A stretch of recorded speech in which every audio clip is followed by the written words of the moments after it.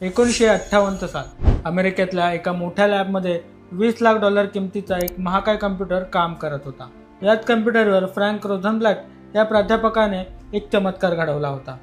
त्याने परसेप्ट्रॉन नावाचं एक सॉफ्टवेअर बनवलं होतं। हे जगातलं पहिलं न्यूरल नेटवर्क होतं। फ्रँकने छाती ठोकपणे सांगितलं की हे सॉफ्टवेअर स्वतःहून माणसाच्या मेंदूप्रमाणे शिकेल आणि भविष्यात माणसांचे चेहरे सुद्धा ओळखेल।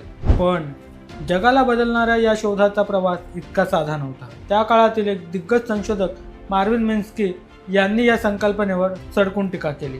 मिन्स्की यांच्या मते न्यूरल नेटवर्कची संकल्पना बालिश आणि निरुपयोगी होती।